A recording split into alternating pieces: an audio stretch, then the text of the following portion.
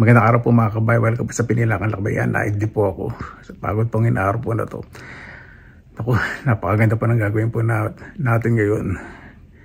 Dahil may mga libre po dito. Isang lugar po na pinupuntahan. Binabagsak po yung mga gamit. Iba-iba po mga damit. Karamihan po mga damit. Minsan nga po binubuksan pa lang yung nagkakagulo ng mga libre po. Pupuntahan po natin syempre. Hindi tayo sasabihin sa pagbubukas yung mga nakalagay na nakaayos. Yun po natin kung natin makuha nating libre. Pero syempre marami rin po ang gamit sa bahay. Titignan ko rin po baka sa mga halaman po na patungan o iba pa. Tingnan din natin. Tara, samahan po ninyo ako. Napakatahimik po ngayon sa city center kasi ordinary day. So pupuntahin po natin yung lugar. Sikreto pa, bawal pakita po yung pangalan. Kasi syempre pinamimigay po yung mga gamit. Karamihan damit po. Samahan po ninyo ako. Ayan po mga kabayan, di ba? Mga gamit po ng mga leather jacket. Kaya namimigay po yung libre. Hindi po kukuha ng mga damit kasi sobrang dami ko po ng mga damit. Pero napakaganda po, no? Tapos may mga pantalon din. Ang dami pong tao. Nakapila pong iba bago pumili. Karamihan na pinamimigay po dito mga damit na mga pamabayaan tayo. Pero damit malalaki marami rin. So kapag nilalagay po dito malilinis, wala pong amoy. So depende sa inyo kung lalagay nyo po ulit ibang klase po. Sana all. Ang swerte po nung makakakuha nito. Hindi ko po alam kung totoo po ito. Kaya lang nakawala yung letter M. Ngayon parang natanggal. Ang nakakatuwa po sa mga nagdo-donate po dito, ang rule talaga kailangan maayos ang pagkakalagay sa lalagyan, saka malinis po. Mabango po dito sa loob.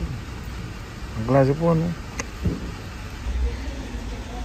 Napakarami din po na libre na mga magazines at libro sa mga gusto, sa mga nagko-collect, lalo na yung mga retro, mga old books.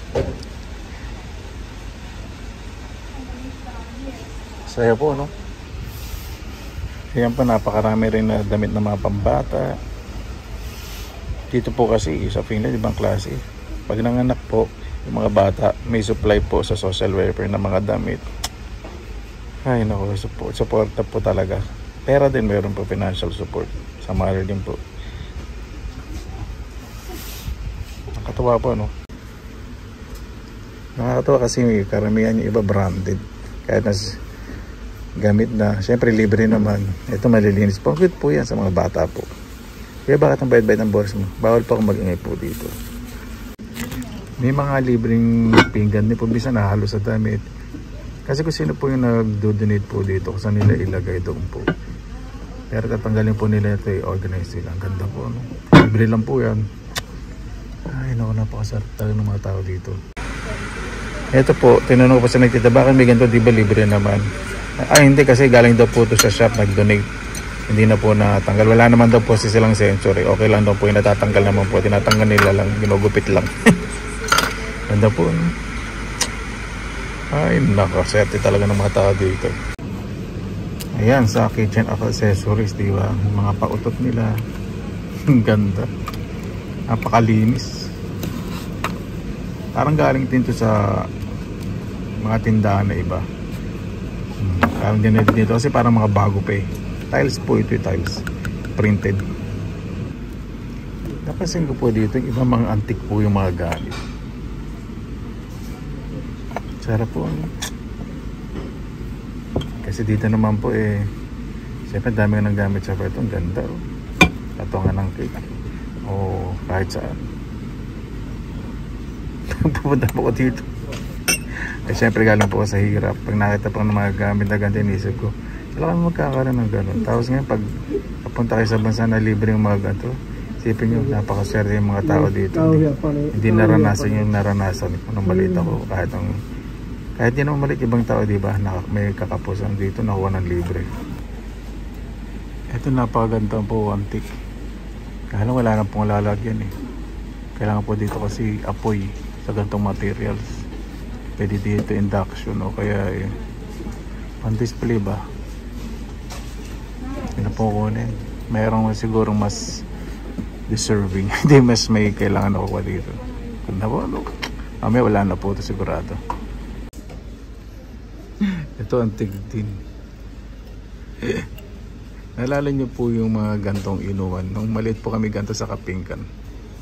Ganda po, ano? May mga sapatos din po. Nasa inyo na lang paano po ninyo lilinisin. Yan pwede sa keso at pwede rin sa pika-pika. Nakabox po yan, libre. Ganda po, no? Meron na po ako. Hindi naman masyadong ginagamit eh. Hindi naman po kasi dito sila mahilig sa pagmamayaman. Tingnan po ninyo itong tea cup, saucers, and sugar server. Ganda po, no? Dami. Sa atin makakakuha nito. Ito halo-halo na. May plato, pang kitchen. Libre po lahat yan. Ako po masyadong wide angle kasi ang dami pong tao, tahimik lang sila. Ayan po, kung ba akong upuan, nag-isang piraso, tuntungan ng halaman. Ayan, para sa ilalim, madali i-vacuum. At libre po yan. Kasi tinan nyo naman, pati lalagyan. Ano po ito, IKEA bag. Kung ano po yung plastic na available dito, yun, bigay nila. Ayan po, pagod po artista dito na po sa bahay. Ito po yung nabili po nating bangko. Ganda po. Ano, kung bibilin po ito sa normal shop, mga 35 to 40 euro. Nakukuha lang na libre, di ba? Kasi ito po dati, nasa hingira pang mag-vacuum. Kasi ko rin pong cable nitong ilaw. May tanim po dito tanim ako itong pedal fig, saka fig tree, yung namumunga po. Nakakain yung bunga. Saka may cactus na dumami. Hindi po talaga normal na ganyan yan. Dapat mas maliliit po yung dahon niya na mataba po yung lupa. Diba? Ang mga fig naman po, hindi naman po kailangan masyadong sobrang dinidiligan. Ayaw po niyan. Na ano po yung ugat. Kaya nagkaganto po ito, binawasan ko ng dahon. Tapos may bagong usbong po yan dito sa kato. Ayusin ko po, maglalagay pa po ako dyan ng ibang pwede isiksik para mas kaiingitan. Diba? Tapos ito ilo na to, pinili ko lang po dati ito, matagal na, sa second hand siya. Tapos nakita ko dun sa ibang tindahan sa antique, mahal pala nito. Jackpot po. Alam po niyo dito sa Finland, minsan mga kapitbahay, paglilipat po ng ibang city, hindi na lang po yung mga gamit. O po pinamimigay na lang.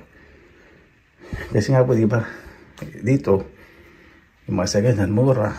Yung mga libreng damit. Tapos pag nag-sale pa, end of season, di ba? Sa pag nag-move out sale po sila.